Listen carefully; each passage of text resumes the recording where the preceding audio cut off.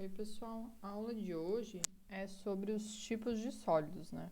Na aula passada, a gente já tinha feito uma revisão sobre ligação química e a gente também já tinha visto quais eram os tipos de sólidos. Então, a gente tem o sólido iônico, molecular, metálico e covalente, chamado também de reticular.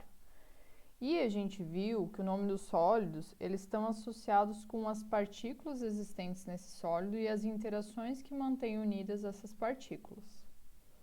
Então, só um resuminho aqui sobre os tipos de sólidos, né? O iônico, o próprio nome já diz, as partículas são os íons e que são mantidos através da ligação iônica. O sólido molecular, ele é composto por moléculas que são mantidas unidas através das interações intermoleculares. Os sólidos metálicos, a gente tem os átomos dos metais que vão se manter unidos através da ligação metálica. E, por fim, a ligação covalente, onde as partículas são átomos e eles são unidos através, então, da ligação covalente. Então, só dando um destaque que no sólido molecular a gente tem ligação covalente, mas essa ligação ela existe dentro das moléculas. O que faz com que esse sólido esteja no estado sólido, de fato, são as interações intermoleculares existentes. Então, iniciando pelo sólido iônico. Ele é um sólido cristalino que tem, então, na sua composição íons com carga positiva, os cátions, e com cargas negativas, os ânions. E a gente observa que eles estão intercalados uns com os outros. Então, aqui a gente tem a estrutura de um sólido que a organização ela é cúbica. O NaCl é um exemplo de um sólido iônico que se cristaliza dessa maneira. Então, a estrutura cristalina, ela apresenta então um alto grau de organização. A interação existente entre cada um desses íons aqui é a ligação iônica, que é uma ligação bastante forte, né? Considerando que a gente está tendo a interação entre espécies com cargas efetivas. As partículas são os íons, e é importante ressaltar que a força da ligação ela é diretamente proporcional à carga dos íons. Então, quanto maior é a carga dos íons, mais forte é a ligação. E também tem a relação com um raio, com o tamanho daquele íon. Se o íon é muito pequeno, a gente tem uma proximidade maior entre as espécies e, portanto, a gente tem uma força de interação maior, porque quanto mais próximo, maior é o efeito das cargas umas sobre as outras. Então, mais forte é a ligação. Concluindo, força de ligação proporcional, diretamente proporcional à carga e inversamente proporcional ao tamanho do átomo.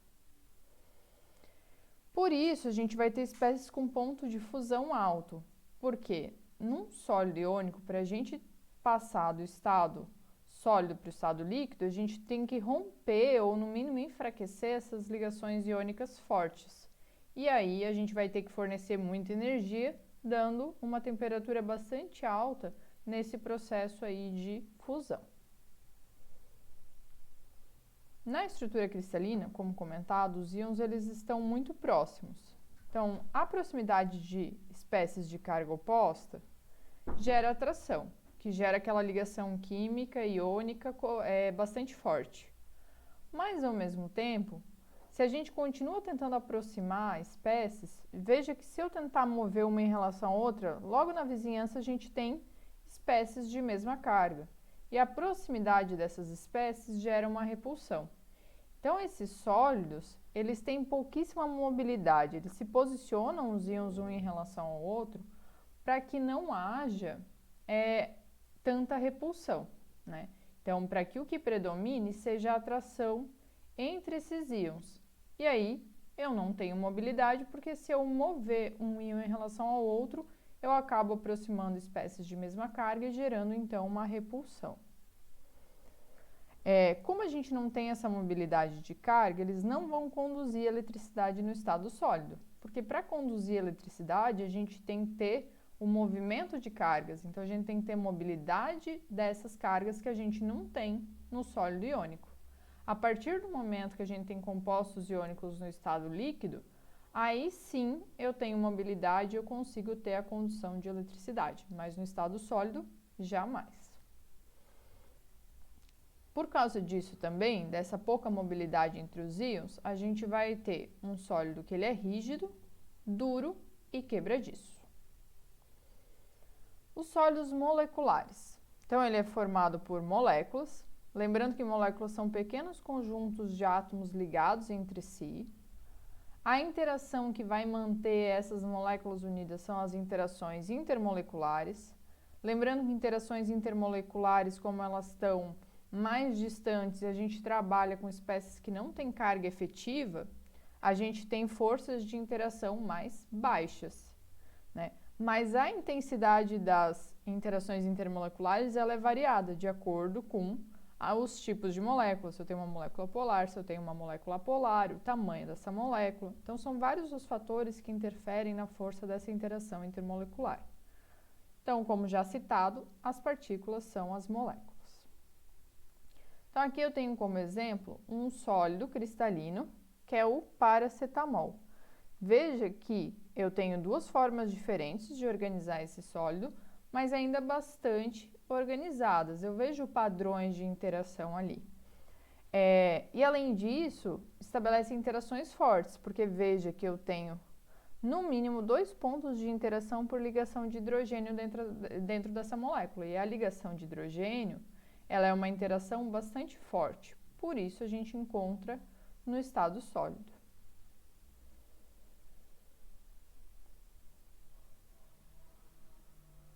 O ponto de fusão ele vai ser baixo, né?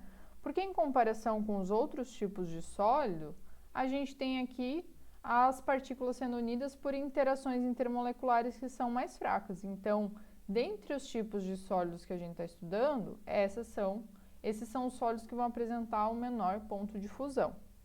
Mas ainda assim, dentro desses sólidos moleculares, a gente tem uma faixa aí de temperatura de fusão que vai depender da força dessa interação. Então, a gente tem interações moderadas ali entre as moléculas, né? Se elas fossem tão baixas, a gente já teria elas na temperatura ambiente em outro estado físico, não no sólido. Então, pontos de fusão baixos a moderados. Baixa condutividade térmica e elétrica, porque veja que a gente nem tem um contato de ligação química entre essas moléculas, elas estão separadas, interagindo através de interações intermoleculares que têm uma natureza bastante eletrostática, e aí a gente não tem mobilidade de elétrons nessas estruturas para gerar a condução de eletricidade.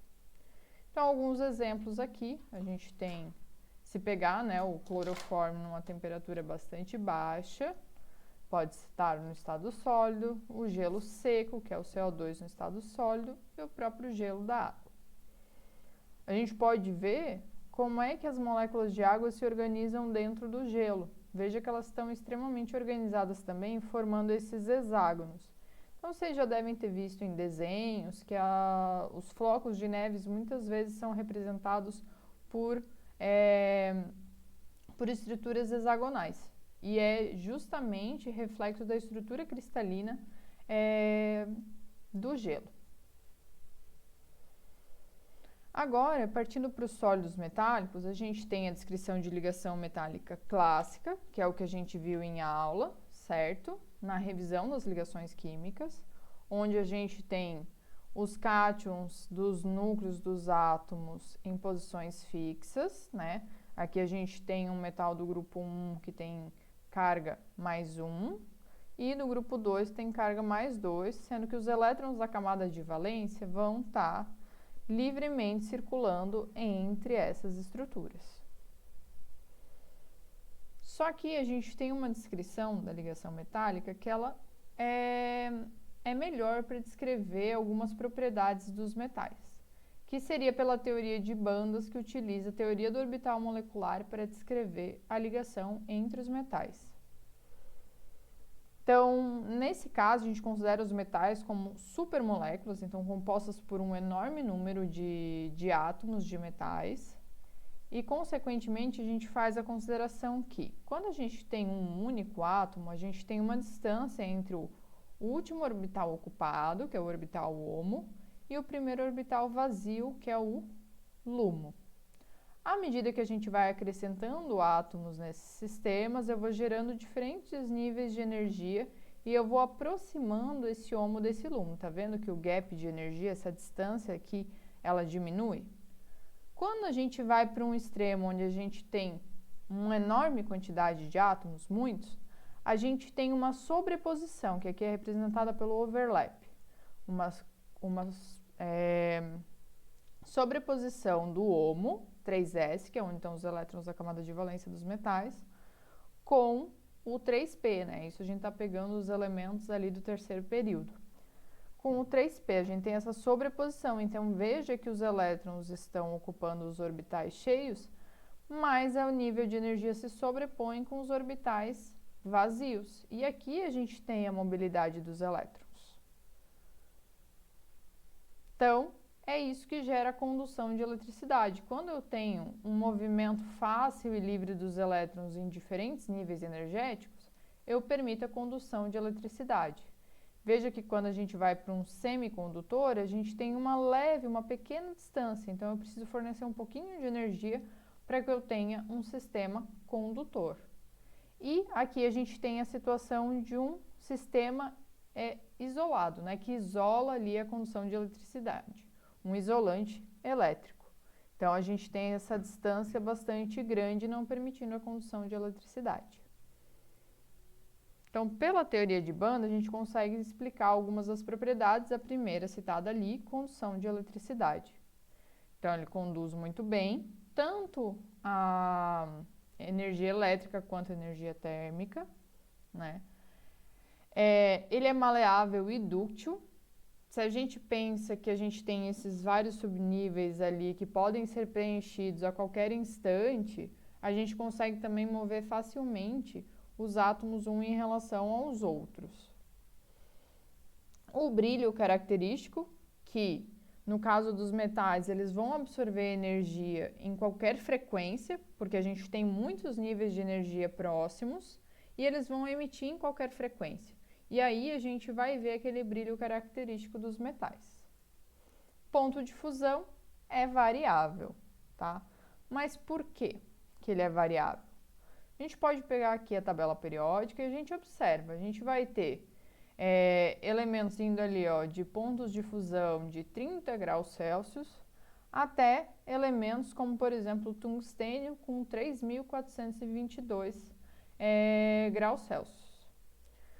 Bom, se a gente pegar lá a teoria clássica, a gente vai pensar que o bloco S e o bloco P, a gente tem vai depender muito do número de elétrons da camada de valência. Quanto mais elétrons eu tenho, maior é o ponto de fusão, porque esses elétrons a mais que estão livres ali é como se eles funcionassem como uma cola entre os átomos, fortalecendo essa ligação química. Então, lembrando da ideia lá de quanto maior a carga, maior é a interação.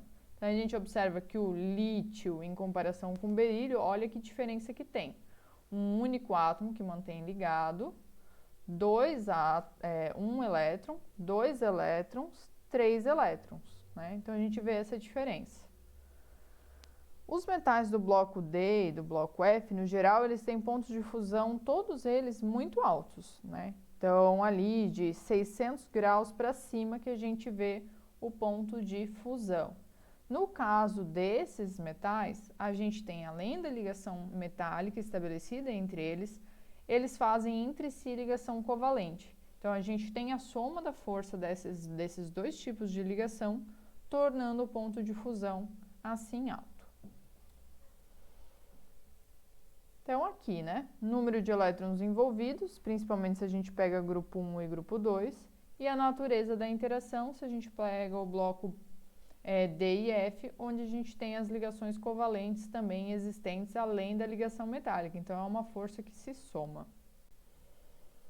Por fim, os sólidos covalentes ou reticulares, né? Então, a gente vai ter os átomos ligados covalentemente em um arranjo tridimensional. Então, em todas as direções daquele sólido, a gente tem a união através de ligações covalentes. Exemplos comuns de sólidos covalentes ou reticulares são os alótropos do carbono e os minerais com silício, né? Os silicatos que a gente chama, que tem o grupo SiO4. 4, 2-. Seria essa a estrutura base, mas a gente vai ver de que maneira que está organizado esses silicatos. A dureza e o ponto de fusão são variados, dependendo muito das interações e de como essas ligações químicas são estabelecidas nesse espaço tridimensional. E no geral, tem baixa condutividade elétrica, porque a gente não tem muita mobilidade de elétrons no meio das suas estruturas, porque a gente tem as ligações covalentes. Mas existem exceções e a gente vai ver. Então, já começamos aqui com exceções nesse comportamento. O carbono, ele tem os dois alótropos principais conhecidos, que é o diamante, e aqui a gente tem o grafite.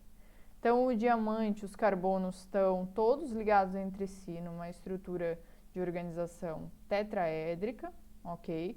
Todos eles com hibridização sp3. No geral, a hibridização sp3, as ligações químicas, como elas são simples, elas têm rotação, ok? Mas no caso do diamante, como a gente tem a conexão com vários átomos nesse espaço tridimensional, essa capacidade da ligação de rotacionar, ela deixa de existir, ok? Então, aqui a gente tem um sistema de ligação bastante rígido pela alta conectividade entre vários átomos de carbono. Então, o diamante, ele é o material mais duro que a gente conhece, né? Extremamente duro por causa da rigidez das ligações químicas, por causa da união de vários átomos no espaço tridimensional. Se a gente pega o grafite, que também é composto por carbono, a gente vê um comportamento totalmente diferente. Ele é bastante macio, ele conduz eletricidade, e isso por causa de como esses átomos estão conectados. Se a gente pegar o grafite, a gente observa aqui que a gente tem um anel hexagonal. Nesse caso, a gente tem como se fosse um anel benzênico, vários conectados uns vizinhos aos outros, com todos os átomos de carbono numa hibridização sp2. Então, aqui a gente tem ressonância dentro de cada anel e os elétrons eles circulam ao redor dessa estrutura toda. E aqui eu estou mostrando só um pedacinho da molécula, porque a gente tem um plano infinito composto por estruturas assim, anéis benzênicos conectados um ao outro.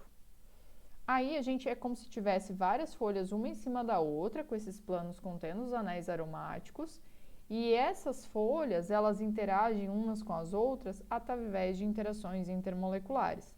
Essas interações não são tão fortes e por isso a gente tem a maciez, porque a gente tem a mobilidade de uma folha do grafite em relação à outra. Em relação à condutividade elétrica, como eu falei, pela ressonância, a gente tem a condutividade elétrica em cada um desses planos. Então, quando a gente vai para os sólidos covalentes reticulares, a gente tem que analisar a estrutura como um todo, como é que os átomos estão conectados nesse espaço tridimensional para poder compreender como é que são as propriedades daquele sólido. Aqui a gente tem, só para trazer, outros alótropos do carbono que têm sido produzidos em laboratório e que têm se encontrado bastante aplicabilidade, né? Então, a gente tem os fullerenos, que parecem como se fossem bolas de futebol, e também o nanotubo de carbono, que é como se pegasse uma folha de grafite e enrolasse e formasse um cilindro. E a espessura, o diâmetro o diâmetro interno é de 1 nanômetro, né? Então, por isso, nanotubo. E aí a gente vai para a parte dos silicatos. Eu trago aqui a estrutura do quartzo, que o quartzo é um dos exemplos de minerais do tipo de silicato. Então aqui a gente tem a estrutura mínima do silicato, que é um silício ligado de forma tetraédrica com 4 oxigênios. Mas ele não se encontra isolado. A gente pode ter a formação ali do dímero, e isso aqui se ligar a outro silício e por aí vai. Então, todos os oxigênios dessa estrutura vão estar ligados em outro silício, que vai estar ligado em outros oxigênios. E a gente vê que no espaço tridimensional, na verdade, essa estrutura ela vai crescendo, até a gente gerar a estrutura do sólido com infinitos átomos de silício, infinitos átomos de oxigênios, todos ligados entre si por ligações covalentes. Então, a gente recai na mesma situação do grafite.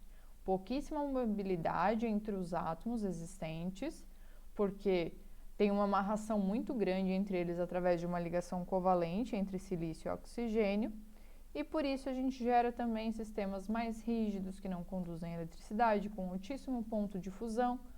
Porque vocês pensem, para eu conseguir enfraquecer essas ligações covalentes para ter um sistema no estado líquido, eu teria também que fornecer muita energia, assim como acontece nos sólidos iônicos.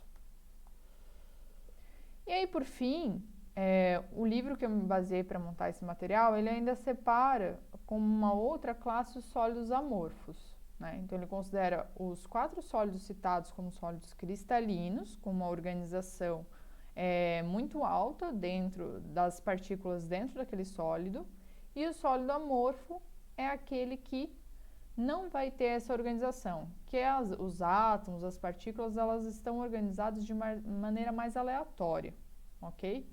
Então, nesse caso, a gente tem propriedades muito variáveis, porque vai depender daquele arranjo, naquele momento, para aquele sólido. Então, não vai ter ponto de fusão definido, né?